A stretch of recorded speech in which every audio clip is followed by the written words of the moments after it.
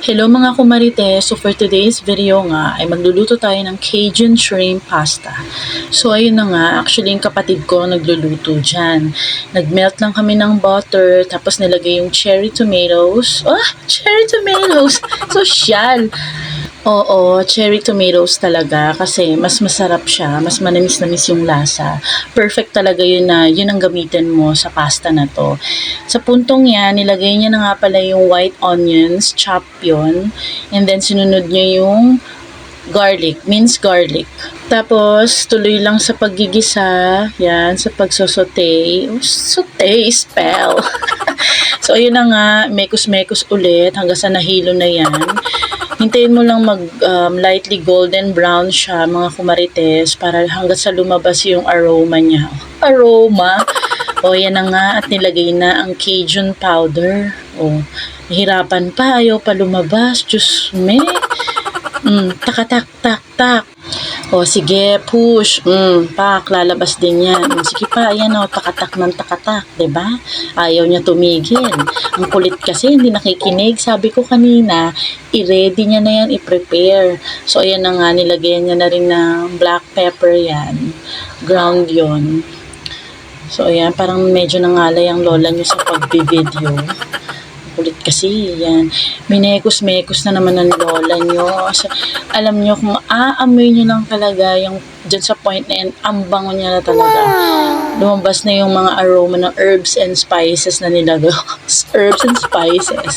Tapos nilagyan niya pala yan ng chili flakes. Optional naman yon mga kumarites. Depende na sa inyo kung gusto nyo ng konting anghang, diba? Konting spicy.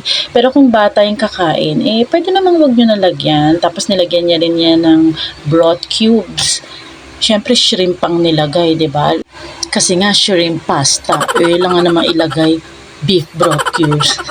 O, ayan na nga, nilagay niya na din dyan yung pre-cook na namin talaga yan kanina. Hindi na nakita sa video kasi nga nagmamadali itong kapatid ko. Yung shrimp na yan, pre-cook na yan. Tapos, ayan, sinutay-sutay niya lang ulit, gisa-gisa. Tapos, ayan, nilagay niya na yung tomato and basil sauce. Oh, tomato and basil sauce. Yes, sosyal. Pero ang totoo, pinili lang naman yan namin sa supermarket. O may mga mabibili na kayo niyan, mga naka-tetra pack na. Ready na yon. Naka-ready na talaga siya for cooking. Ayan. Basta yun, tomato and basil sauce yung pangalan niya. Tapos medyo simmer mo lang yan ng konti. Simmer, parang kumukulo na yan, boiling.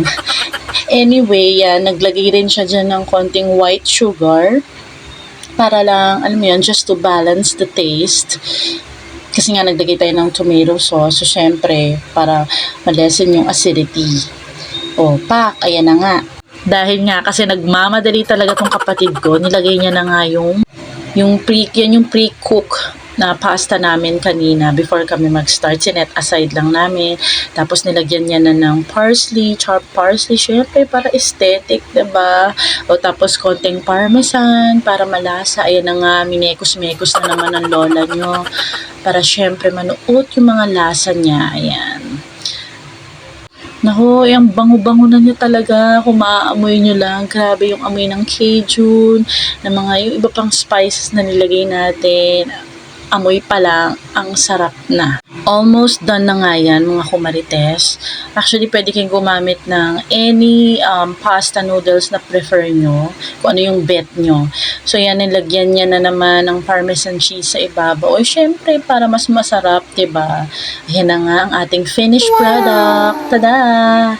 So, syempre, mawawala ba naman ang tikiman time? O, ayan, dapat tikman na to. Eto na nga, minekos-mekos ko rin yung tinidor, diba?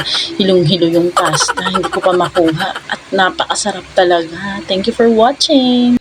Like and follow for more.